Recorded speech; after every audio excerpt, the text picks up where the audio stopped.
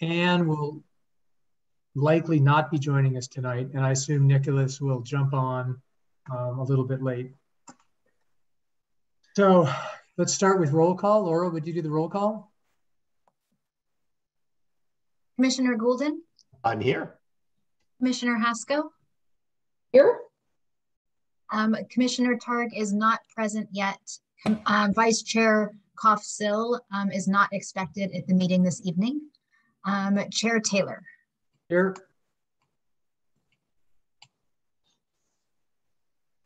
All right, great. Thank you, Laura. All right, I'd like to open it up to oral communications from the public. So as I've tried to do as best I can, there are currently 7 attendees from the public. Do any of you have comments in this sort of open section? All right, seeing none, let's move on to the first agenda item. There is a hand up on the phone number. Oh, it just came, it wasn't there when I was looking. Do we know whose phone number this is? So why don't you let them through?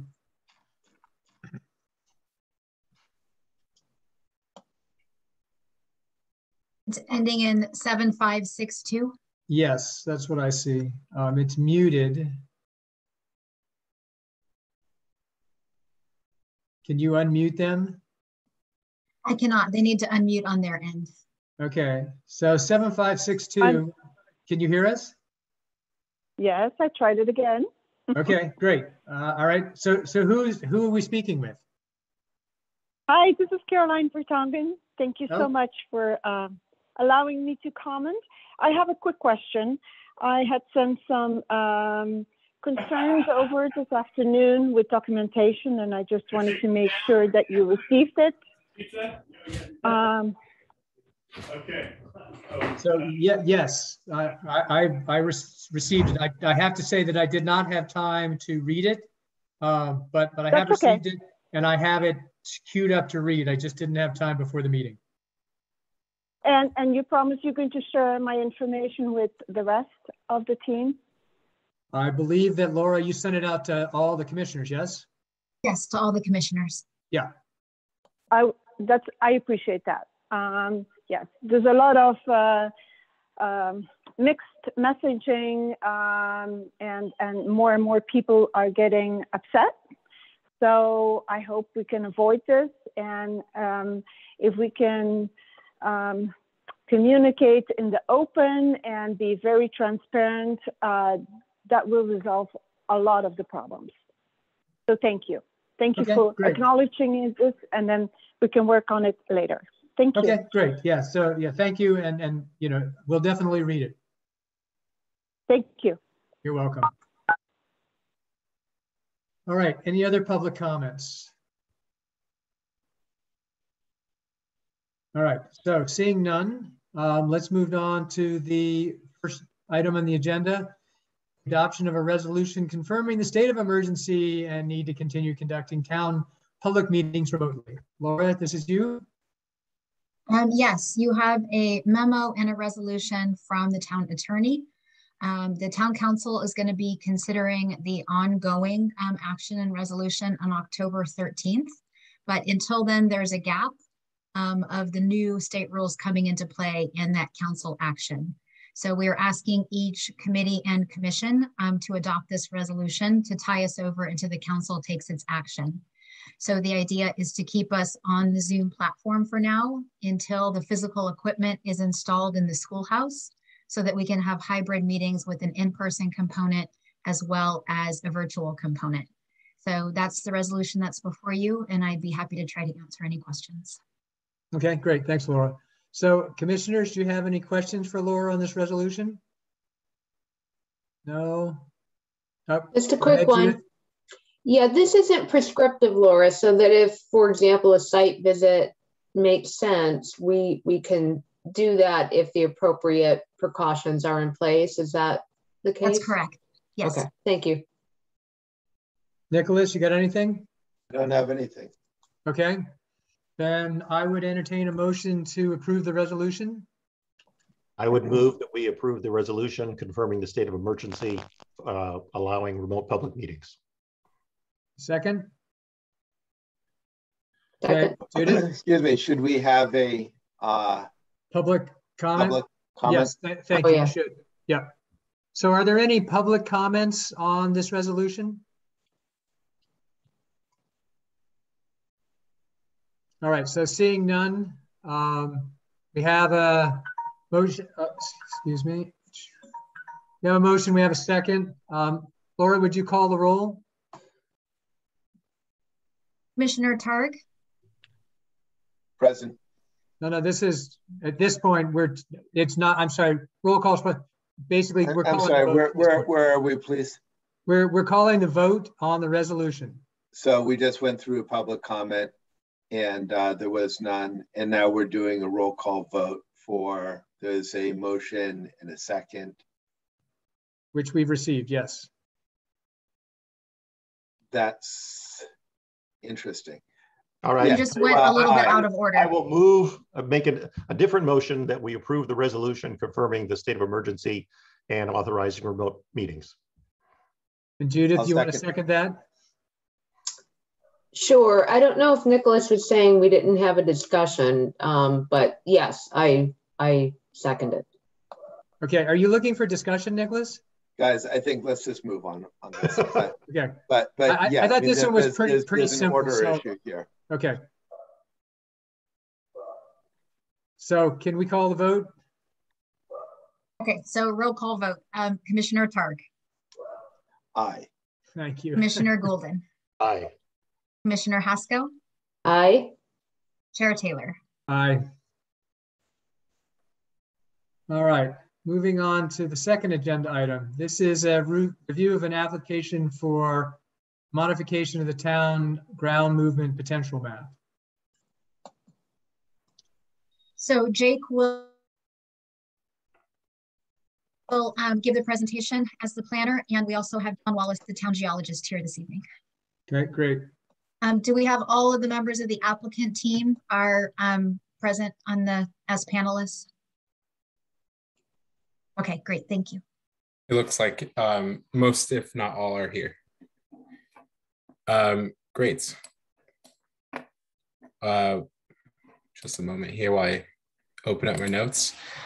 Thank you, Chair. The item before you tonight is a request for consideration to approve a modification to the ground movement potential map, architectural review and site development permit for a new residence, landscape improvements, and significant tree removal at 214 Grove Drive.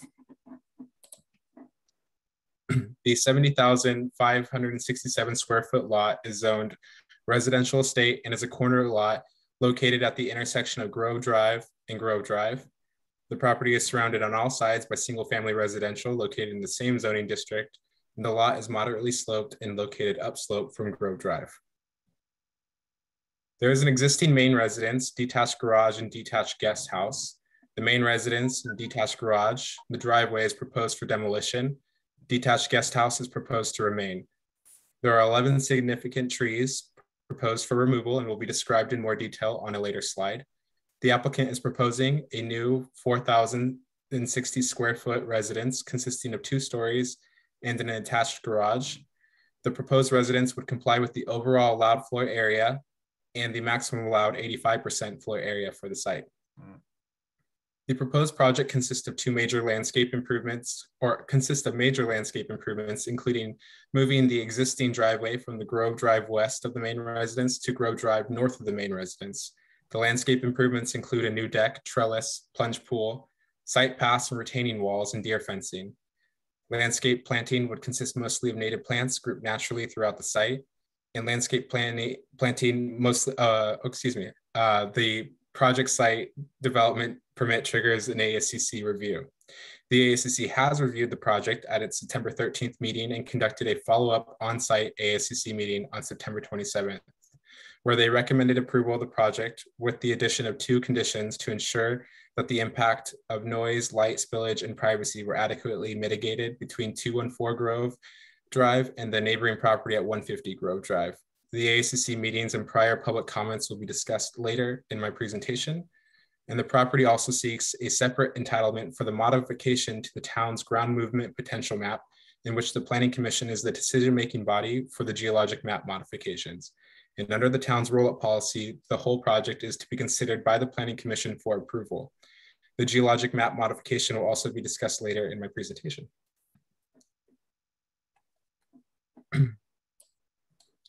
Starting first with the architectural design review, we'll take a look at the proposed elevations. The ASCC has responded positively to the proposed elevations and materials. This is the front elevation from the view of the new driveway. Here's the left elevation showing the entrance to the garage and second story. Here's the right elevation oriented toward the street corner. And here's the rear elevation, which faces the Grove Drive to the east. The proposed materials and colors would be consistent with the town's design guidelines. That was facing to the west. The last one was facing, that elevation faces south and west. That one, yeah. Oh, thank you for that correction. Moving to the colors and materials for the project, the proposed materials and colors would be consistent with the town's design guidelines and include exterior wall finishes of gray ash wood siding, dark wood fascia, black windows, doors, and steel trellis, and a board form concrete for all site walls, and a gray parapet roof with a total of 4 skylights. Here's the proposed site plan with the location of the proposed trees for removal. There are 11 trees proposed for removal, consisting of 4 coast live oaks, 3 valley oak, and 4 coastal redwoods. The project arborist report has inventoried the trees and has detailed reasoning for removal as summarized in the staff report. There are also 17 non-significant trees proposed for removal. Here again is the proposed site plan. Please note the proposed new driveway location, new plunge pool, new retaining walls around the main building, and rear deck with the proposed trellis. All new proposed site paths and impervious paving would be in compliance with the required impervious surface totals allowed for the site.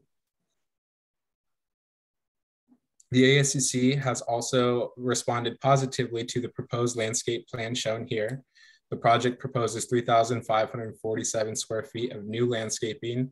Most plantings are proposed in natural groupings close to the house and includes areas marked as restoration to be seeded with native plants.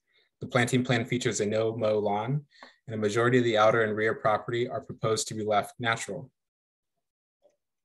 The project proposes to utilize 74% of the maximum allowed water allowance. Here's the breakdown of the grading. The project proposes 885 cubic yards of soil movement subject to site development permit at the ASCC level, and as mentioned earlier, rolled up to the Planning Commission final discretionary approval. The majority of the grading is proposed primarily to relocate the driveway. The ASCC has responded positively to the proposed exterior and landscape lighting as identified on this slide. All fixtures are compliant with the municipal code, and staff recommended minor lighting recommendations, minor lighting reductions to the recessed lighting around the house, and the applicant accepted the recommendation. The ASCC has held 2 meetings in the month of September to discuss and recommend approval of the project at 214 Grove to the Planning Commission. At the first meeting on September 13th, the neighboring property at 150 Grove raised concerns of potential noise impacts from the proposed gravel portion of the driveway, light spillage, and privacy concerns of the property from the second story of the proposed building. While the ASCC conveyed overall support of the proposed project, they also expressed concerns that they do not want the project to negatively impact neighboring properties where preventable. As such, they continued the project to the September 27th meeting for an on-site ASCC site meeting to better assess and discuss the potential impacts to the neighboring property. In between the 2 meetings, the homeowner and the neighbor discussed solutions to the concerns raised by the neighbor and presented them to the ASCC for consideration. The proposed actions include extending the driveway concrete paving to the end of the driveway, where before it was proposed to have gravel material, providing window coverings for second story windows facing 150 Grove Drive to mitigate privacy and potential light spillage, and to plant 1 to 2 street trees or shrubs between 214 Grove and 150 Grove on the 150 Grove drive side of the property line to screen visibility of the proposed residence.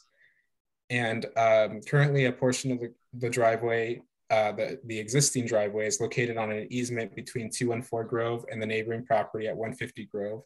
After the relocation of the driveway, the homeowner has indicated that the easement benefiting 214 Grove will end. The AACC on this on-site meeting approved the project with conditions for the driveway paving to be paved cement instead of gravel to mitigate for the noise, and for the second story windows facing 150 Grove Drive to include window coverings to mitigate for the impacts of light and light spill and privacy. The other two conditions, tree planting on the neighboring property and changes to the on-site easement, are to be done in good faith. Both the neighbor and the homeowner who were present at the meeting were in agreement of all the proposed mitigations. And finally, the geomap modification. Once again, the geologic map modification. Once again, the reason that the project is coming before the Planning Commission is because the applicant proposes to modify the geologic zone of which the site sits from a PD zone to an SUN zone along the north side of the property, and SBR zone as identified on the town's ground potential, movement potential, and geologic maps illustrated in the figure on your screen. The project engineer has visited the site and prepared a report and identified the area labeled as PD to have a low risk of landsliding, and it would be suitable to allow the proposed location of the new driveway based on site exploration and reconnaissance further detailed in their limited fault investigation report. The applicant's geotechnical engineer concluded that the fault trace shown along the northeastern portion of the subject site on the town's map is not an accurate location for the fault trace. The town geologist has provided a peer review of the geotechnical report prepared for the project and agrees that the ground movement potential category is erroneous through the eastern portion of the property where a PD zone was mapped in the vicinity of the proposed driveway. The town geologist recommends change to the town ground movement potential map, and the PD along the western portion of the Grove Drive should be eliminated and the SBR zone extended to replace it, and the PD zone along the eastern portion of 214 Grove Drive to be eliminated in favor of extending, excuse me, the adjacent SUN zone also shown here on your screen.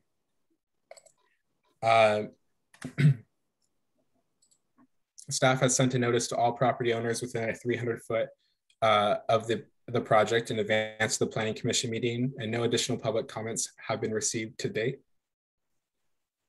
And this ends the staff's presentation. Both the town staff and town geologist are available for any questions, as is the applicant team and their project geologist.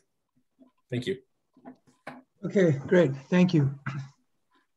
Commissioners, do you have questions of Jake? I have no questions. No. Okay. Nicholas, no? All right. Does the applicant have any presentation that they want to make in addition to what Jake did? I don't think so. I think Jake covered it. If there are any questions, I'd be happy to answer any questions. Okay. I didn't realize I was going to have to do it, or was going to be asked to do a presentation. No, you're fine not giving one. I was just giving you the opportunity if you had something you wanted to say. No, I think we pretty much fully discussed it at the previous ASCC, the 2 meetings. So yeah, I think we're pretty good. Okay, good. Are there any public comments on this project?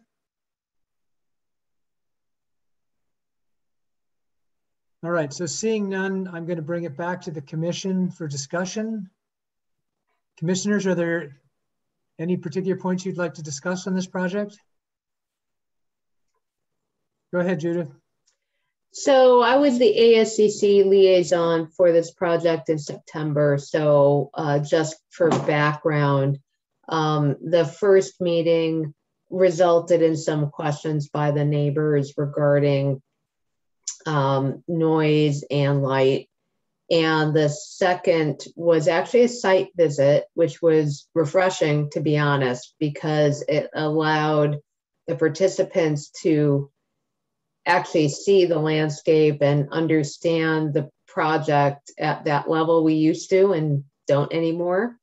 And And as well, I will commend the applicant for reaching out to the neighbor and having a in-depth discussion of their concerns and how they were being addressed or could be addressed in the new, in the adjusted proposal.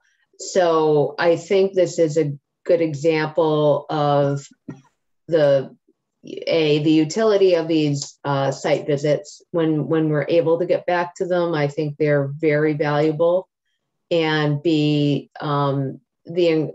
value of encouraging neighbors to talk to neighbors and work through concerns, because I think it was very productive in this case.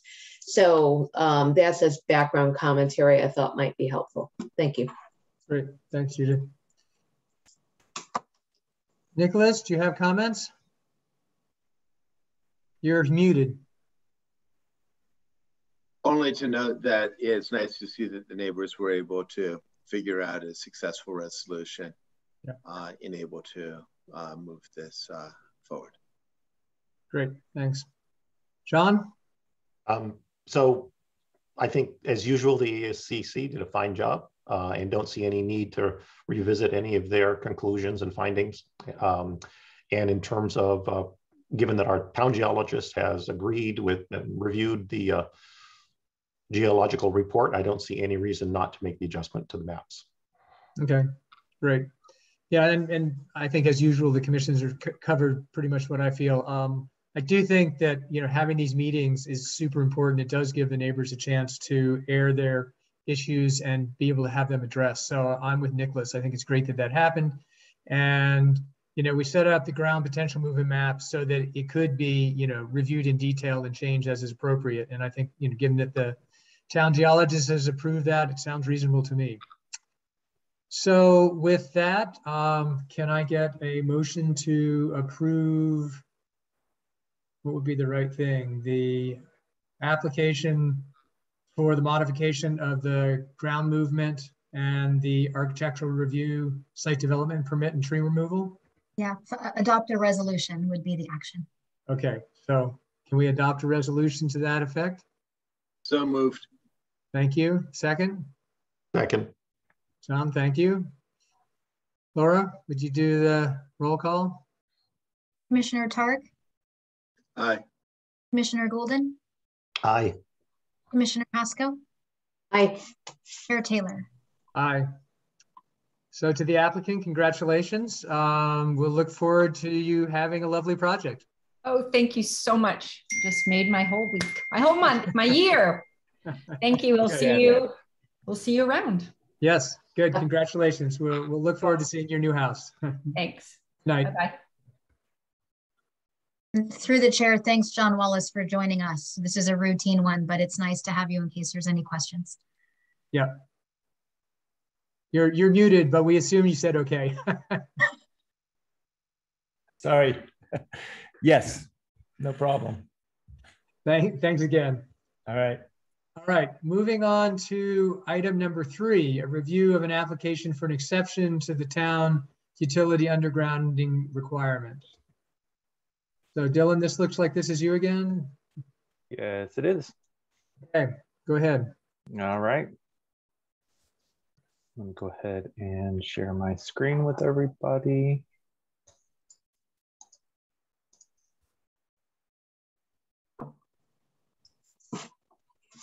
Okay.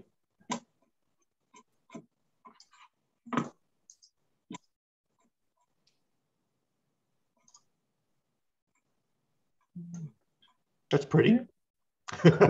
Thank you. Okay. All right. Can everyone see my screen? Yes. Okay. And you can see the, not the presenter view, but the Presentation view. Audience Yep. view. Okay, perfect. All right. Thank you, Chair Taylor and members of the commission. This item before you this evening is a request for an exception to the town's utility underground requirements. And so staff will begin this presentation with some site background information. And so the subject property is located on the left side of Crescent Avenue as you travel northerly from Corte Madera Road. Electric service is provided through overhead wires. on the opposite side of the street, which is the orange line and note on the right-hand map. The applicant proposes to update their 1960s knob and tube wiring along with the electric panel. At the request of their electrician, they are also upgrading the electric service from 100 amps to 200, which triggers the town code's undergrounding requirements. The applicant is requesting an exception from this requirement due to the additional cost increases of the undergrounding requirement.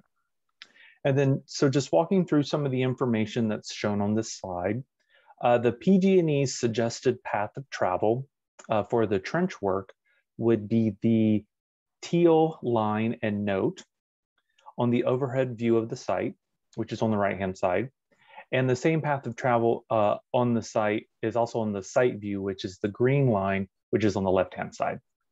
And so this trench is approximately 77 feet based on the applicant's justification letter. And then also the applicant has identified trees that would be impacted by this trench work, which are the yellow notes on the left-hand side, the left-hand site view. And then also on this view, which is across the street. So the utility pole is in the foreground and then the subject property is in the background. Staff notes that no arborist report was submitted with this application, and we will defer to the applicant to elaborate further on these reasons. And so just turning a moment to the noticing and public comments received. As part of its requiring noticing process, the town sent out a notice on September the 24th to neighbors within a 300-foot radius of the site regarding the commission's review of the project tonight. No public comments were received in advance of tonight's meeting for packet distribution or before then. All right, so now just turning to the original intent of the town's undergrounding policy. So just reviewing the historic records, staff concludes that the original legislative intent was aesthetics. There's a reference in a 1990 commission hearing where there was a code amendment which discussed cost burden, and then aesthetics was the primary discussion topic. The 1990 Town Council hearing, to adopt those amendments did center around overhead cable TV wires at that time, but there weren't any mention of any fire or any other public health or safety reasons for the town's undergrounding requirement. However, in recent considerations of undergrounding exceptions, as you will recall, the Planning Commission has acknowledged that the original intent is not the only way to interpret the town's undergrounding policy in present times, and that circumstances do evolve that impact this interpretation.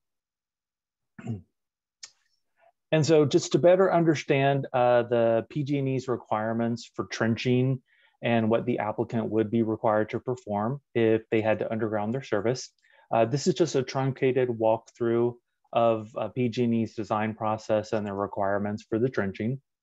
So staff did want to note that the homeowner has the option to have PG&E perform the undergrounding or the trench work, or the homeowner could hire their own contractor as long as they follow PG&E's requirements, which are commonly referred to as Green Book. So in this instance, the homeowner elected to provide a trenching quote from their contractor if they were theoretically going through this process, if the exception was not granted.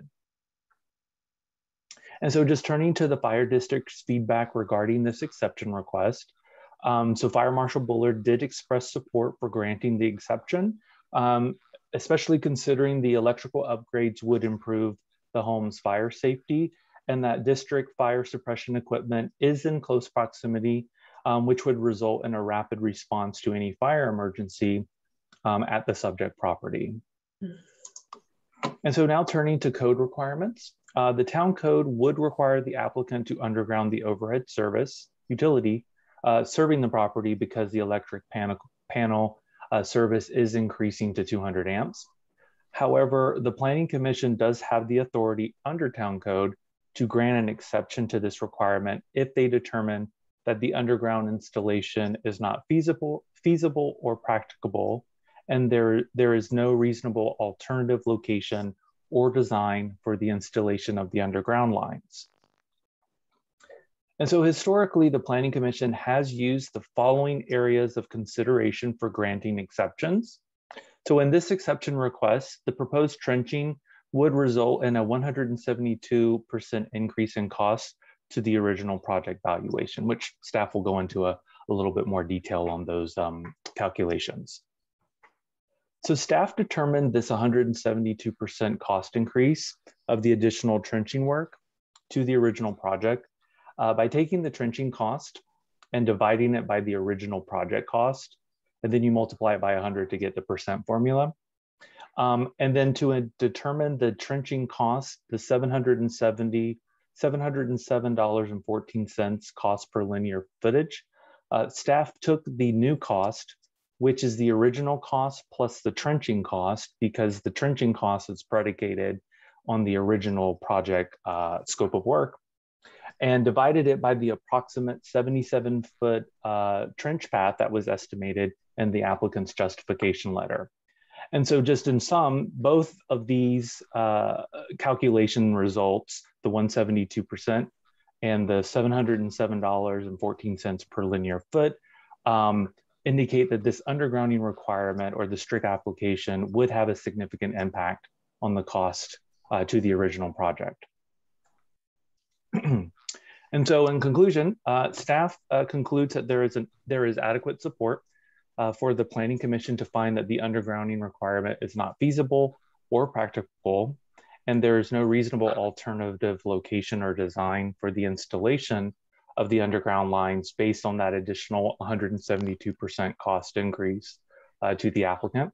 And so therefore, staff is recommending that the Planning Commission move to find the project categorically exempt pursuant to CEQA guidelines, and then move to adopt the draft resolution that's attachment 1 of staff's report, which would grant the requested exception to the town's utility undergrounding requirements. And with that, this concludes staff's presentation, and we're happy to answer any questions the commission may have. Thank you. Thanks, Dylan. Commissioners, you have questions for Dylan? No questions. No. Okay. Is the applicant here to present anything if they want to? Do you have anything you want to add? Mark and Kathy, do you have anything to add? I'll just say thank you for considering the request. We're very eager to improve the fire safety of our home and make it more energy efficient, you know, prepare for a world of electrification, electric cars, and yeah, thanks. Okay, thank you. All right, with that, let me open it up to the public. Are there any public comments on this agenda item?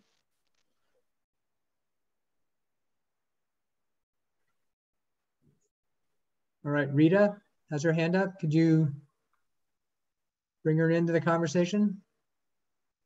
Hi, thank you for taking my question. I don't know the applicants, and of course, I'm always happy when people are improving anything in our lovely town. But I questioned from other exceptions about Arbor Report, and also we're spending $100,000 on a study. I don't know what the status is of that study on undergrounding utilities throughout the town, and how does this factor in with that overall plan for the future of undergrounding utilities for the whole town? Thank you. Thank you, Rita. Any other public comment?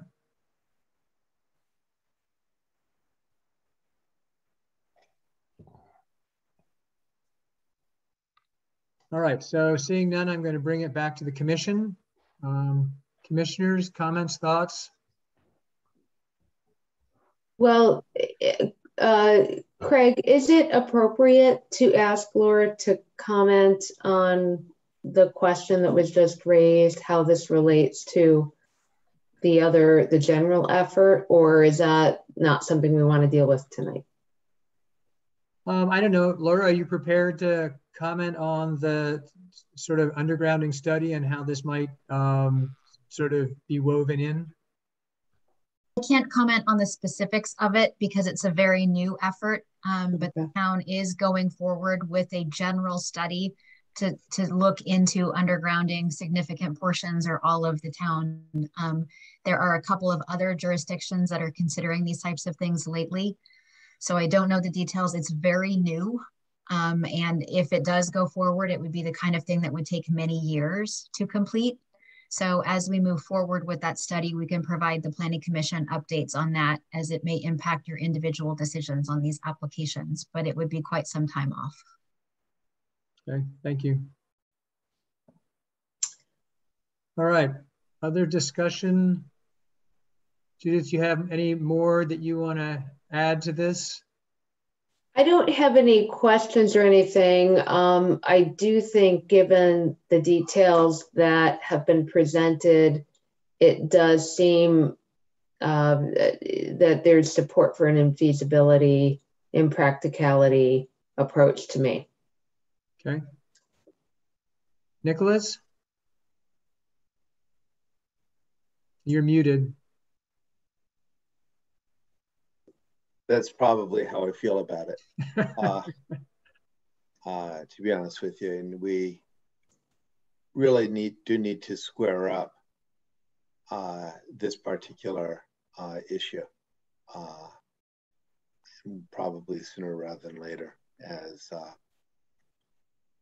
in this case, we don't have an issue of infeasibility. It's possible to do it. It's just a little expensive to do it. So it may be impracticable.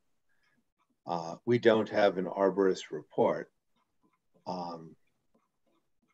And there's a factual question as to whether it will impact a tree or many trees. And I'm not in a position to have an opinion about that. So essentially, I feel like I'm being asked to make a decision whether a expensive undergrounding should go forward, and whether the expense creates a condition of impracticability. And I don't recall ever making that kind of decision squarely on the basis of cost, which makes me feel a little bit uncomfortable in having an arborist report documenting the infeasibility without creating an impact to the trees would have made this an easier decision. I'm not sure that I have anything further at this point, but I'm looking forward to hearing from my fellow commissioners. Yeah, I think that a few exemption requests in the past, there was one on Crescent that I don't think was based on an arborist report. I think it was based, it was solar, and it was a cost issue and kind of a routing issue, but it clearly was possible to have installed it. And I think we approved that mostly based on the significant increase in cost to the project. And if I may, through the chair. Yeah, please. Well, I was thinking of the Ramey's project. I mean, that was there's the Ramey's project, correct. And then the most recent one was 142 Crescent, 143, I believe, is Mr. Ramey's, and 142. But to answer the question about an arborist report, in initial conversations with the applicants, they communicated that it was extremely challenging to have an arborist to even come out and do a tree survey without a significant cost to them. Kathy and Mark can elaborate more, but that was the reasoning for the lack of an arborist report, given the challenges that they faced in having someone come out. Good. Well, that's helpful to know. Just on the Ramey's project, there were French drains and other infrastructure that would have to be removed as well, which made it seem all pretty unlikely that that could be handled in a plausible manner. I didn't mean to. Are you done, Nicholas? Yeah, I don't have. Okay, yeah. I see Carter has his hand up. We're sort of in the middle of commission discussion at this point, Carter. So why don't we unmute you for a second? Why don't you state what it is in very brief terms, and then let's figure out if it's appropriate at this time. So if you can unmute, there you go. Hi. Yeah, I didn't intend to speak on this item, okay. but you know, my 35 years of practice in town does give me a little background on the issues here. You know, the intention of the town, you know, when the ordinance was put in place, was to utilize the holdback and the set aside that PG&E has with every PG&E bill in Portola Valley to underground the town. But in that 35 years, you know, there's been less than 1,000 feet of undergrounding been done by PG&E, you know, utilizing those funds. I know with the undergrounding committee, there's been quite a lot of discussion about, you know, the undergrounding of the town. Essentially, there's been none, you know, for the last 25 years. I think it's an unreasonable request, you know, within the ordinance, you know, to require homeowners of existing homes that are not doing significant improvements, you know, other than upgrading their electrical service for safety or for the implementation of solar panels, you know, or electric vehicles, you know, to be required to underground. I further, you know, think it's unreasonable, you know, for the town to require, you know, this process, you know, for existing facilities that don't have a nexus, you know, related to larger homes, you know, and Hey Carter, since we're in the middle of commission discussion, I was looking for just sort of factual input. I think you're starting to editorialize now, and I think it's interesting, but I think that would have been more appropriate in the public comment section rather than in the middle of the commission discussion. So if you don't mind, either wrap it up or just let's let this one live for today. I think he wrapped up. Oh no, he took his hand down. Took his hand. Okay, thank you. Appreciate it. So, okay, John. So, you know, I think the last time this came up, I had this vague recollection we were going to come back and revisit it on a more general basis at some point in the future, with the idea being that we're sort of making decisions on the fly, and it's like, you know, how much. I'd love to see us do that, with the idea being that, do we address Nicholas's question? Does it have to be more than just cost, or what is us to have some discussion around what is an unreasonable cost if we believe cost is such a thing? Is it double the cost of the project? Is it 50% more? So I think that would be a useful thing for us to do in the future on a general basis. When it comes to this particular project, one of the things I want to thank you for, Dylan, is digging out that 2014 memo. You had a lot more history there about what had been done historically and exceptions that had been made, that I thought was pretty interesting. We seem to have quite a history of exceptions being granted over time. So I guess in this particular case, although I would love to look at it more generally, in this particular case, I would be comfortable moving forward and basically saying, just because of the cost on this. Historically, I think the other time is we definitely we're sort of debating conflicting, not requirements, but desires. We'd love people to electrify more. We want people to put in electric cars and charging stations. So I'd like to encourage that. And I think if we end up having too big a cost extra, that hurts that particular goal. Again, so net of it all coming down, I'd be comfortable moving forward with this particular exception. But I really would like to more generally examine the issue so we're not sort of figuring it out on the fly each time. Okay, thank you. So and Judith, do you have anything else you want to add? I don't need to loop back to you, or do you want to jump back in? Just to wrap up, I do think in the absence of clearer guidance that hopefully will come forth with the other project that Laura says is just getting started, that we've got to go with what we know today, and it is a balance. And so to me, impracticability does seem to apply here. But I do think in the future, getting more guidance on what the town really is hoping to achieve by this type of rule is necessary. It's coming up more and more. So I still support it. I think the cost and the rationale, the cost increase and the rationale for why they want to do it, to me, gets me comfortable. But I see the need that Nicholas outlines for more guidance or more direction on what the town's trying to achieve in the future. Okay, thank you.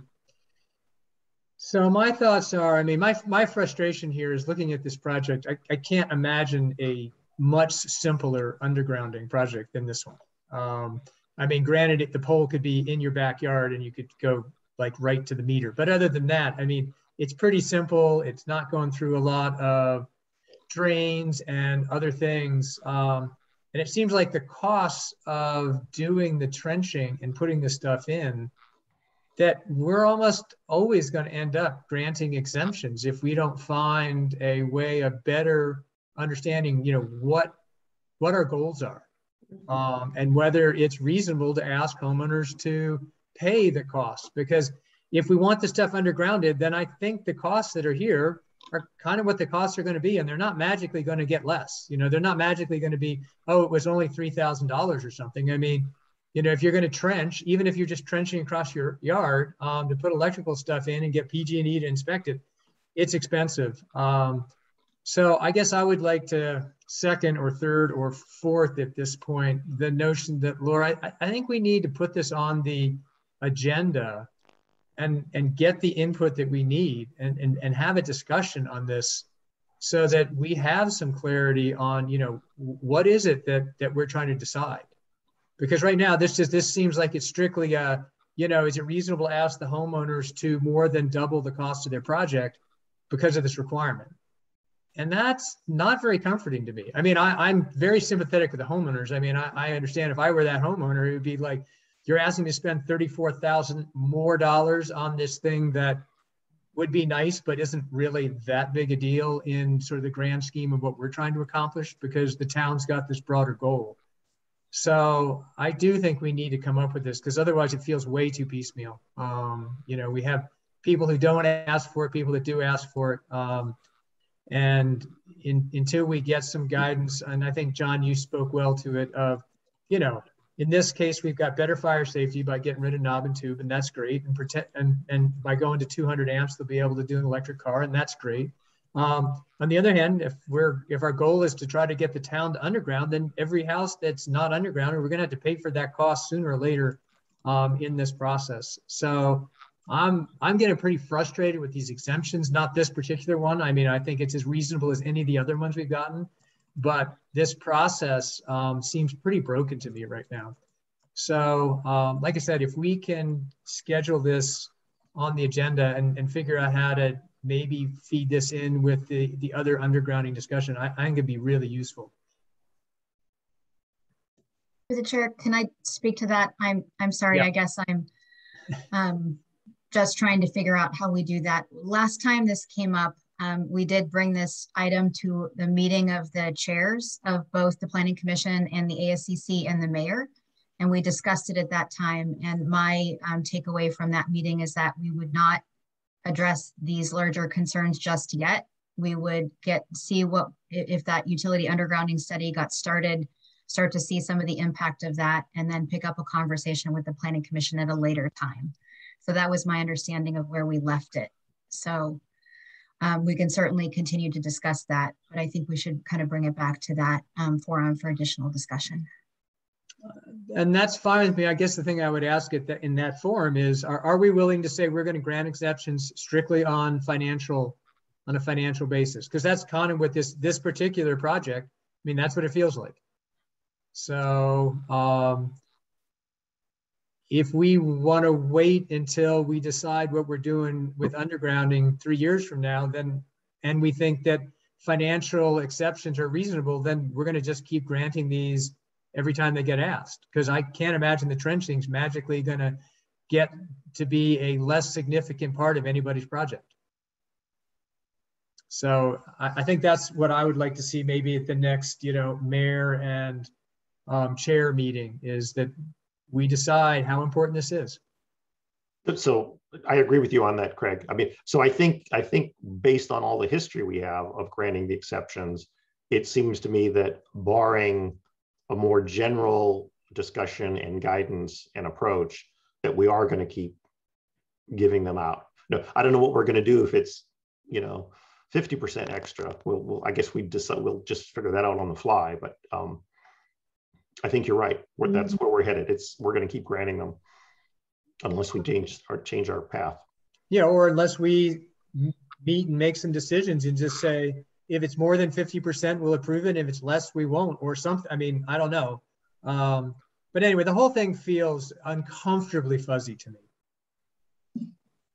Just looking at my image here, I think I look uncomfortably fuzzy. But, we think filters are doing that, Nicholas. Any filter. I'll screw around with it in just a second. But I don't think that I'm going to be able to support this. And other people can take different positions, and I can completely understand why.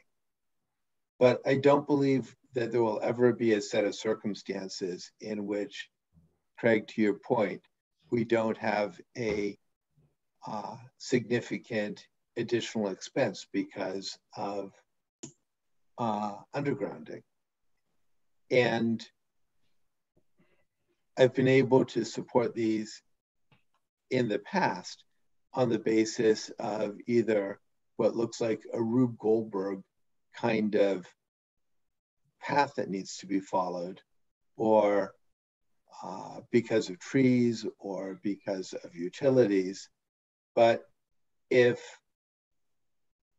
the ordinance is supposed to mean something, then having the ordinary additional expense of undergrounding can't be an impracticability. Otherwise, the entire ordinance doesn't make sense and falls into its own exception.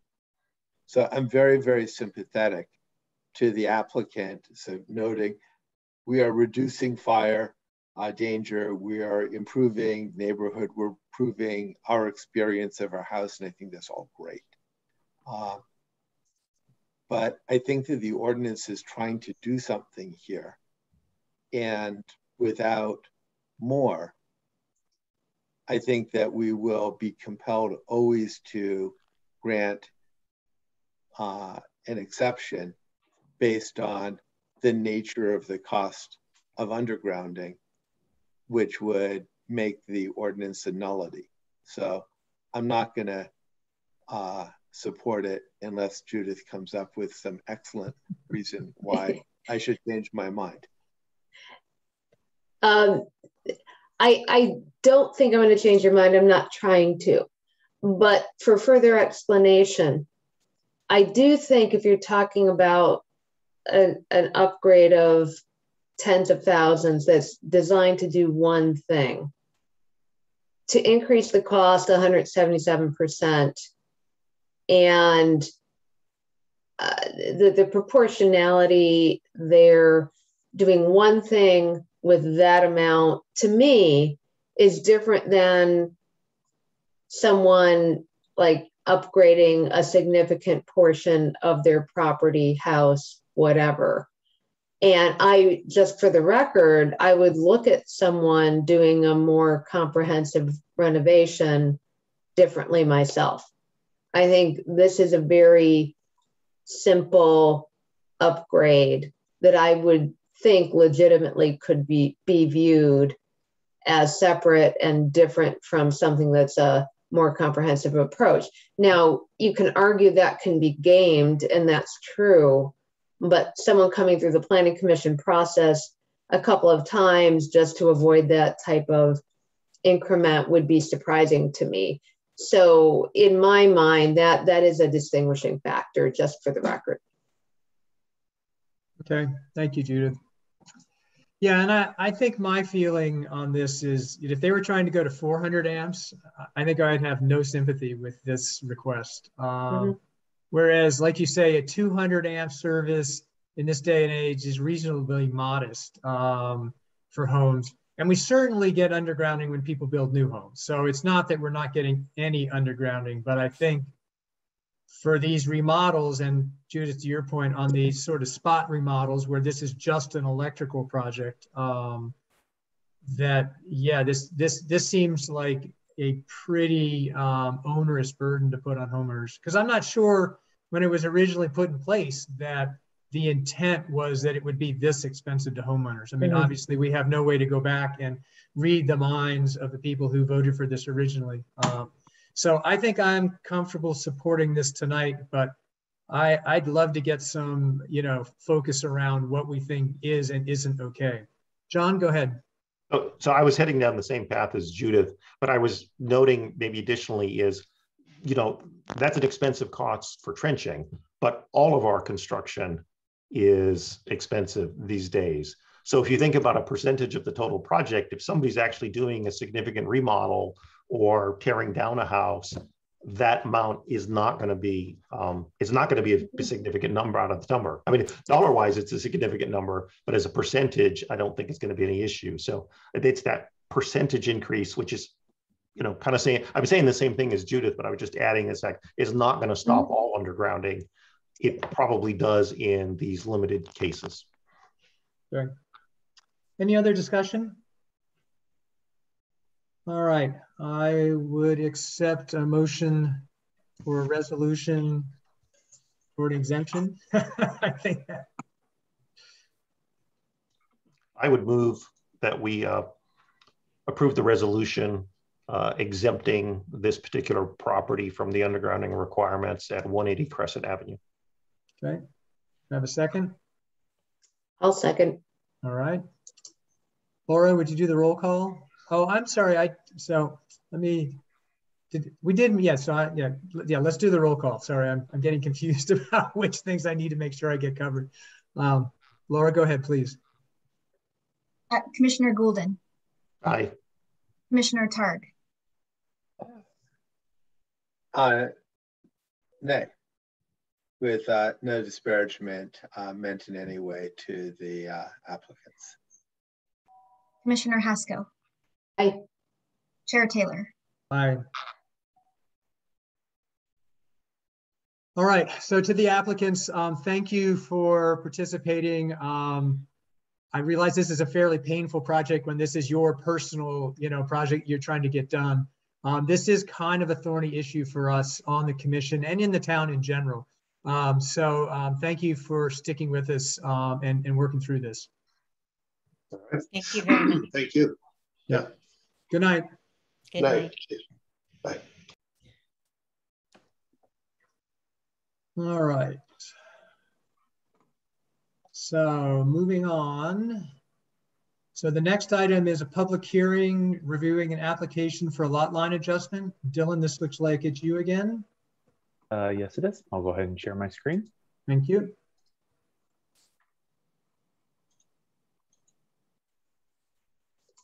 Okay. All right. So thank you, Chair Taylor and members of the commission.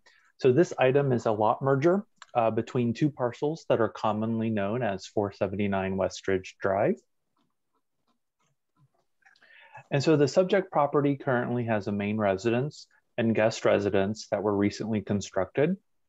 So in 2015, the project team proposed to merge the two lots in order to achieve a desired driveway off Westridge Drive during the project's construction phase of both residences. The ASCC approved this driveway modification proposal in 2017 with a added condition, which is condition 16 of attachment 4 of the staff's report to the commission, that the lot merger be completed prior to final inspections of the guest residence. So in sum, this lot merger proposal fulfills the condition.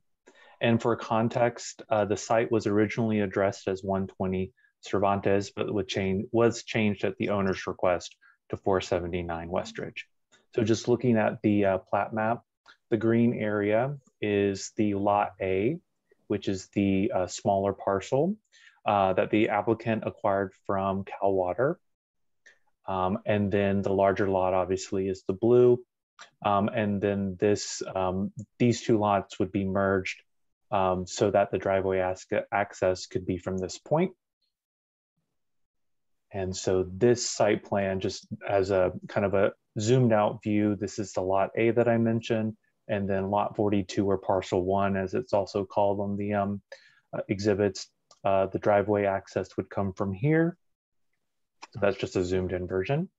And then this was the original 2015 proposal for the driveway location. There were 4 options, and this one was the most preferred from the project team. And so just noting the notation here about the reasoning behind that. And then just turning to the public comments. So the town sent out notices on September the 24th within a 300-foot radius. No public comments were received in advance of tonight's meeting. And then just turning to the requirements, kind of starting at the subdivision map act requirements. And so staff concludes that this lot merger does comply with the requirements of the subdivision map act. The adjustment is between 2 parcels, so it's 4 or less. No additional partial creation is proposed, so we're going from 2 to 1. The parcel will conform. The new parcel still conforms to the general plan and zoning code. Staff is supporting the approval of this adjustment. There are no impacts to easements or utilities. And then as a condition, which is noted on the resolution, this does require the new grant deed to be created and recordation at the county. And then just turning to, so these next 2 slides are just going to talk about the town code sections and their required findings for the Planning Commission to approve the lot merger. And so staff concluded that the merger meets this section's required findings because the resultant parcel is still compliant with the RE 2.5 zoning district. 2.5 is the 2.5 is a minimum acre size. Lot 42, or Parcel 1, is 4.023 acres, so it does still meet that 2.5 acre minimum sizing. There is no significant change to the adjusted maximum floor area or adjusted maximum impervious surfaces for the parcel. Lot A, which is 0.016 acres, it is non-conforming within this zone, and it's roughly about 702 square feet, so that doesn't add much in terms of that AMFA or AMIS. As I mentioned before, there are no impacts to utilities or easements. And then that new grant deed does require recordation and submittal to the town for proof in the draft resolution. And then just turning to section 17.04.040. And so that resultant parcel of just over 4 acres is of adequate size, as noted in the code language. The lot merger does result in on-site circulation for both the main and guest residents. So this would be the appropriate design language, codified language. And then in conclusion, that proposed merger would be the most practical and feasible option for the driveway access on Parcel A, as evidenced by the ASCC's approval of that option that the project team presented back in 2015. And so therefore, staff concludes that the lot merger does conform both to the town code, to the state's Subdivision Map Act. It is exempt from CEQA review. And so staff is recommending that the Planning Commission adopt the draft resolution which would approve the lot line adjustment permit. And so this concludes staff's presentation, and we're available for any questions. Thank you. Great, thanks, Dylan. So commissioners, do you have any questions for Dylan? John, no. Judith, go ahead. I just have one quick one. Just what's the deal with Lot A? What's the background there, and when did it get transferred? I can defer. I know that Lot A was a small, I believe, a well or a pumping station that Cal Water owned and was subsequently acquired by the homeowners. And I'll defer to the project team to give more historical background, since that decision making was predates my tenure with the town. Okay. So does the applicant or presentation team have any comments on? I think the general question is just, what was this lot prior to it being acquired, and is there anything on it now? Oh, okay. I understand. Thank you. Thank you for clarifying. My understanding is that it previously was a utility site for Cal Water, and then currently I believe the driveway runs through it, and I believe Aisha is the owner, and she can elaborate more. Okay, go ahead, Aisha. Hi, can you hear me? Yeah. Great. Welcome. Thank you. So our family moved to the property in 2013, and we lived on the established house and then built a new house because we have 8 children. Not a lot of houses that fit us. And they still shared rooms.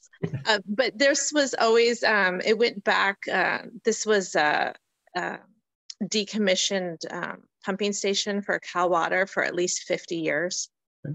So our kids were just jumping on it. I was slightly concerned. So I started a relationship with Cal Water, asking them, what is this? Is there anything we can do to make it safe? Because it was really crumbling. I think it was more than 50 years. It was about 60 years old. It had not been used the entire time. It was a joke in the Cal Water crew, where it was, oh, he's visiting Station 6, which really meant he was taking a nap in his truck up there. So that's what I heard from Cal Water. I don't know if it's true. So we just wanted to return it back to natural earth. We didn't want it to become some sort of weird, cell tower or something, because it was that perfect kind of size, perfect location on the top of that hill. So we just proceeded to acquire it and then deal with it later, which is 5-6 years later. Okay, great. Thank you. Thank you for the comments. Judith, anything else? Any other questions before we get to discussion? I assuming that the water utility usage is completely no more, right? That's like it's not needed. It's all been dug up. It's all been extracted. Yeah. Okay, thank you. Other questions for Dylan or the applicant? Or John, no. Nicholas? And wouldn't another way of doing this be simply to build across it, or to have a easement across it? Merger is certainly a little bit more elegant, but am I missing something here? Yeah, they own it. It was a planning department requirement. Well, that makes it quite straightforward. Okay. We looked forward to that, to utilizing, there wasn't any reason for, to merge it, except that the planning department, wanted it cleaned up. Yeah, I mean, it just feels like this, it does feel like a cleanup job rather than having any other kind of, let me ask planning staff, and are we just cleaning up lots here? I mean, and just know that I have no objection to cleaning up lots. I think it makes a lot of sense. God knows.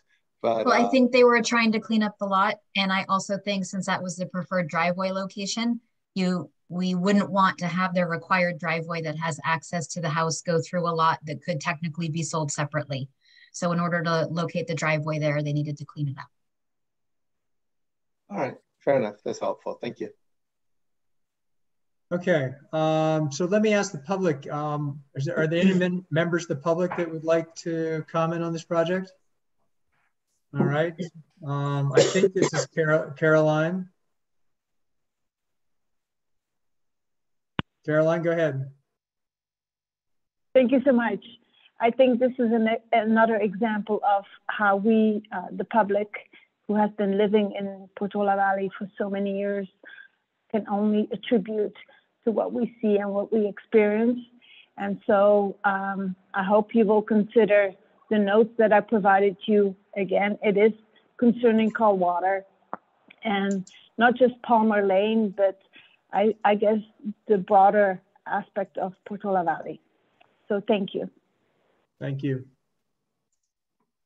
Any other public comment? All right, seeing none, I'm going to bring it back to the commission for discussion. Nicholas, why don't we start with you? Do you have any discussion points? I've got nothing. Nothing. Got it. Nothing. Perfect. Nothing. John? Fine with me. Okay. Judith? I support it. Great. Yeah, I think this seems pretty straightforward. All right, so I would entertain a motion to accept the draft resolution.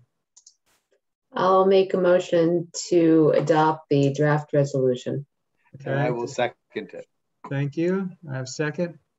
Laura, roll call. Commissioner Goulden? Aye. Commissioner Targ? Aye. Commissioner Haskell? Aye. Chair Taylor? Aye. Congratulations. You now, well, you don't have it yet, but you will soon have one lot. Having just lost a lot, right? Yes, yeah. Congratulations for having lost a lot. A Portola Valley lot. Who would have known? Thank you. Thank you both for attending. Good night. Good night. All right, moving on. The next item is commission reports. Are there any commission reports? So no from John, no. Nicholas, nothing. Judith, nothing. Okay. Any public comment on the non-existent commission reports? All right, seeing none, I'm going to move on. Staff reports. Are there any staff reports? Laura, that would probably be you, since it looks like Dylan's gone. Yeah. A couple of things for the commission and members of the public. There's 5 attendees for those that are tracking at this point. So important legislation has been passed in California. One of the most important for us in Portola Valley is SB 9. And the town council will be considering SB 9 next week on the 13th. So if you're interested in listening to that, commissioners and members of the public, that's the time to participate if you want to hear that discussion and contribute to that conversation. So very important for the community. And then also— And Laura, could you just outline SB 9 for the public? Just a short outline. I know it's more complicated, but just so people understand what this discussion's about. Okay, they will not be able to understand from my brief description, okay? But they will be able to understand much better when the staff report is published for the council. Okay. But generally speaking, it changes the rules for discretionary review for projects that are 2 units or less. It allows 2 units to be built on many properties with certain restrictions. And it allows lot splits that would not otherwise have been allowed in many situations. Right. So those are the major themes with lots of things that are in there that are going to require a lot of interpretation, discussion, potential additional bills. So there's going to be a lot forthcoming. Right. So this is really the beginning of a conversation that will happen next week. Okay, great. Yeah, I'm going to be out of town, unfortunately. So one thing I would be curious to hear after the discussion, will this magically meet all our RHNA numbers? Since at this point, we'll be able to build like more houses than God? Well, it will change the way that we approach our RHNA analysis, but whether it will make us meet the RHNA, we don't know, and how it will play out, we certainly don't know at this point. But that will be part of this ongoing discussion. It will, yes. It's not surprising. So, okay, great. Hey, Laura, can I get you to mention its impact on CC&Rs as it's written? I'm not expert enough to be able to speak to that this evening. That's fair. It's complex. We're still getting a handle on it. Okay. Okay, then the other thing I wanted to announce to the commission and members of the public is the Neely Winery is moving forward for its reviews. So it is scheduled for ASCC on Monday the 11th, the next meeting. Yes. October. Yeah. I made a typo for those Yeah, of you that weren't on that email. I typed the wrong month. I guess I'm still in the summer. So October 11th is the ASCC meeting to discuss the Neely Winery project. That review will be focused on the physical aspects of the project, the things that are related to the architectural review. So the ASCC will not be taking up items related to the use, the conditional use permit that are within the Planning Commission's purview. Right. And then the application will be before the Planning Commission in November. So we are preparing for that and we'll be confirming the date. The Neelys are inviting members of the public to visit their site through various open house dates so that people can come and view the site and see the physical improvements. And then planning commissioners, ASCC members, and council liaisons are invited out to the site on an appointment basis. So we'll be doing that through appointments. So if people have questions or comments about the Neely Winery application, the best way to reach us is at our general email address, which is planning@portolavalley.net, and put Neely Winery in the subject line if you have comments that you'd like to contribute to the record on this one. So that concludes our staff report. Okay, and Laura, I had a question on, you were doing individual appointments, and I was a little bit curious why we're not doing a site visit. I mean, it seems like of all places to do a site visit, it's basically outside. It's pretty easy to maintain spacing.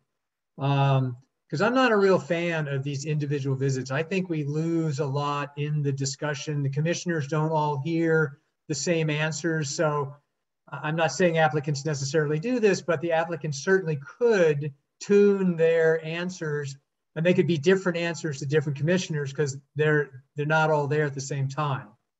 So I guess one question I had is I was wondering if we couldn't find a time sometime before the November meeting to actually have a site visit. That would be my preference.